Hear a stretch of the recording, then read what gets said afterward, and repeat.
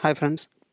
Are S Agarwal का कल जो बताए थे जातीय मान, आज बताने वाला हूँ विभाज्यता का नियम। चलिए वीडियो को शुरू करते हैं। Mathematics study. Subscribe now and press the bell icon. चलिए विभाज्यता का नियम देखते हैं।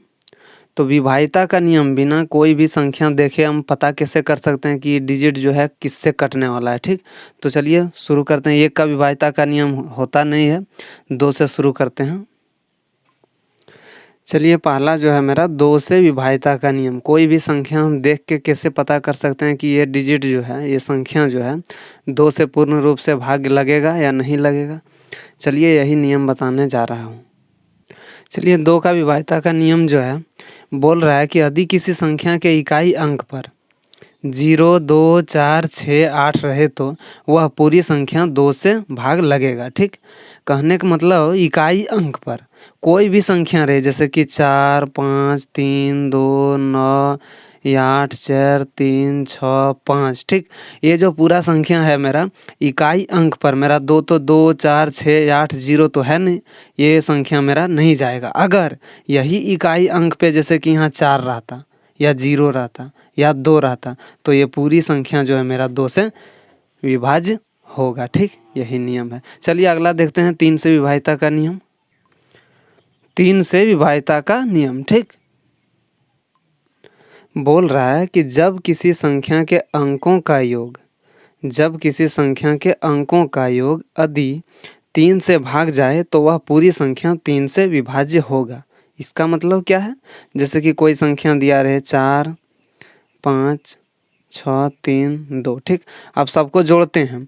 5 और 4 9 और 6 15 और 3 और 2 5 20। जा तो नहीं रहा है 3 से, एक और ले लेते हैं 21। अब जैसे जोड़ेंगे 4 plus 5 plus 6 plus 3 plus 2 plus 1। ठीक, 2 और 1 3 और 3 6 और 6 12, 12 और 4 16 और 5 मेरा आ गया 21। ठीक, ये मेरा 3 से पूर्ण रूप से कट जा रहा है। ठीक, अगर ये अंकों का योग 3 से डिवाइड हो रहा है तो ये पूरी संख्या जो है, ये पूरी संख्या मेरा 3 से विभाज्य होगा। ठीक, ये पूरी संख्या मेरा 3 से विभाज्य होगा। चलिए अगला देखते हैं 4 का विभाज्यता का नियम। अगला मेरा है 4 से विभाज्यता का नियम।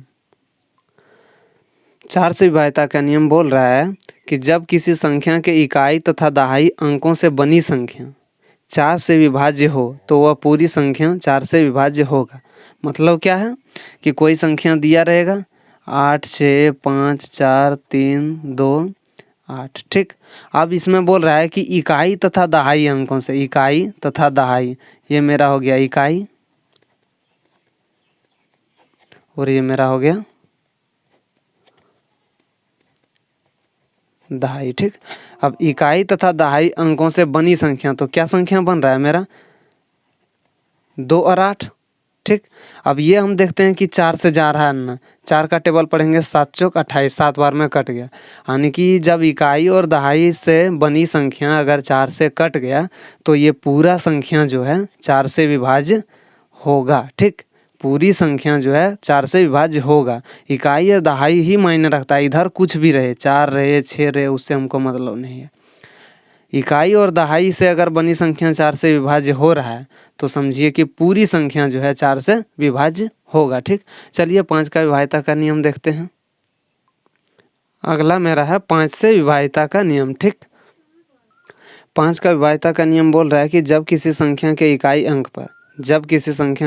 अंक पर 0 या 5 रहे, 0 या 5 रहे तो वह पूरी संख्या जो है 5 से विभाज्य होगा। ठीक, क्या बोल रहा है कि जैसे 6, 5, 4, 3, 2, 8, 9। ठीक, इकाई अंक पर मेरा 0 या 5, तो इकाई अंक पे यहाँ 9 है, हम यहाँ दे देते हैं 0। ठीक, या 5, 0 या 5 दोनों में से कुछ भी रहे तो ये पूरी संख्या जो है 5 से विभाज्य होगा। ठीक, जैसे कि रहेगा 4, 3, 2, 6, 5, 4 और 5। ठीक, इकाई अंक पे मेरा 5 है, इकाई अंक पे मेरा 5 है, यहाँ भी इकाई अंक पे मेरा 0 था तो 0 या 5 रहे तो ये पूरी संख्या जो है 5 से विभाज्य होगा। ठीक, चलिए अगला देखते हैं।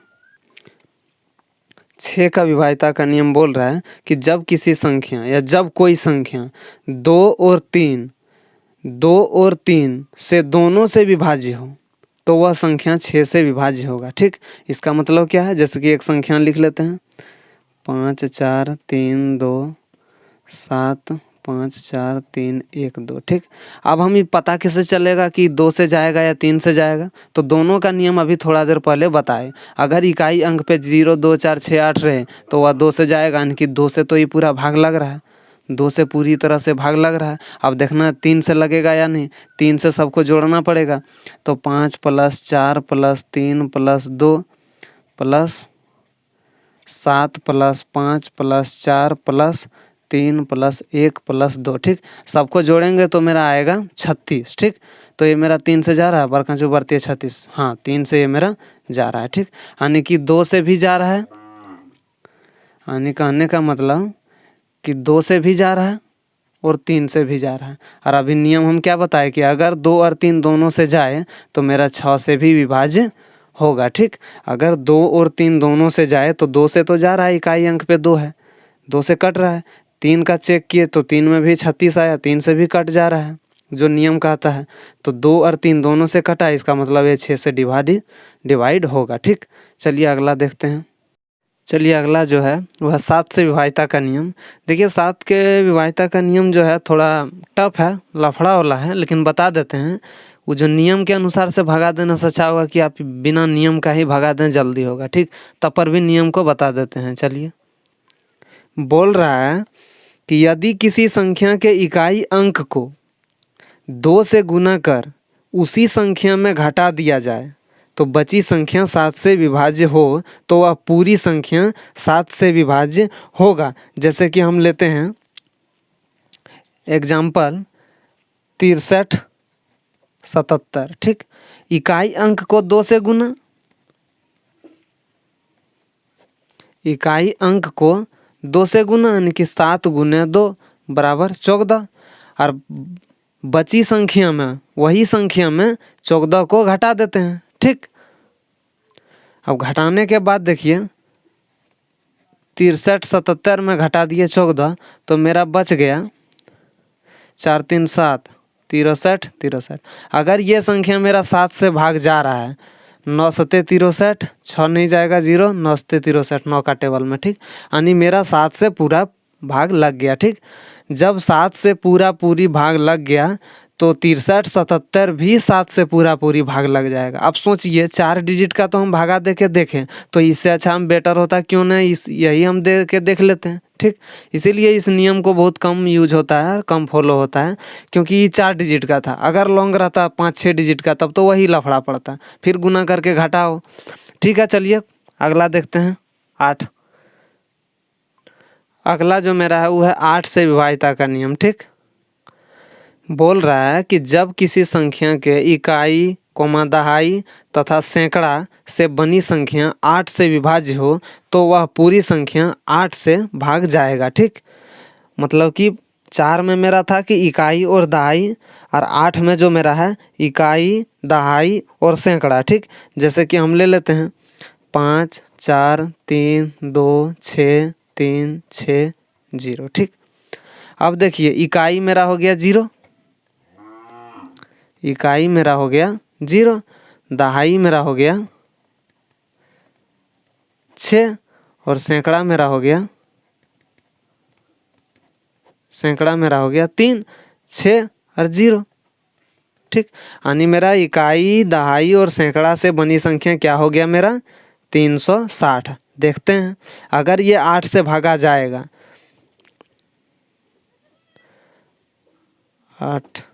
8 का टेबल पढ़ेंगे तो आएगा मेरा 4 घर में मेरा आ रहा है 32, यहाँ मेरा 36 है, 4 बचा, यहाँ 0 40, 8 पंचे 40, 5 बार में। ठीक, यानी कि मेरा 8 से ही कट गया। अगर ये इकाई दहाई और सैकड़ा से बनी संख्या अगर 8 से चल गया तो समझिए कि पूरी संख्या जो है 8 से डिवाइड होगा। ठीक, कंफर्म होगा ही होगा, नियम है। चलिए अगला देखते हैं। अगला जो मेरा है 9 से विभाज्यता का नियम। बोल रहा है कि जब किसी संख्या के अंकों का योग 9 से भाग जाए तो वह पूरी संख्या 9 से विभाज्य होगा। इसका क्या मतलब है, जैसे कि मेरा दे दिया है 27, कम में लेते हैं। अंकों का योग, मेरा अंक इसमें है 2 + 7 बराबर 9। अंकों का योग अगर 9 से डिवाइड हो जाए तो ये 27 जो है मेरा 9 से पूर्ण रूप से भाग लगेगा। ठीक, छोटा लिए अगर ले सकता है 5 6 4 3 2 लॉन्ग भी ले सकता है, उसका भी यही नियम है।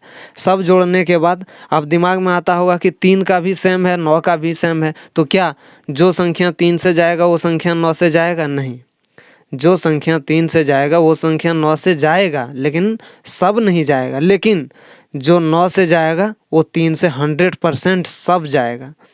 चलिए, इसे 3 में देखिए 6 आता है, 9 3 से जाता है? नहीं जाता है। चलिए देखते हैं 10 का विभाज्यता का नियम। 10 का विभाज्यता के नियम, ठीक, बोल रहा है कि जब किसी संख्या के इकाई अंक पर 0 हो तो यह पूरी संख्या 10 से विभाज्य होगा। ठीक, जैसे लेते हैं 4 3 0 0 0 0 2, इकाई अंक पे मेरा 2 है, नहीं जाएगा। 0 है, जाएगा। 2 नहीं रहता, जाता, यानी कि इकाई अंक पे मेरा 0 रहना चाहिए, इकाई अंक। ठीक, तो चलिए ये संख्या जो है मेरा 10 से पूर्णतः विभाज्य होगा, क्योंकि नियम जो कह रहा है फॉलो इस पर हो रहा है। ठीक, चलिए बोला इकाई अंक पे 0, इकाई अंक पे 0 है। चलिए अगला देखते हैं 11 से विभाज्यता का नियम।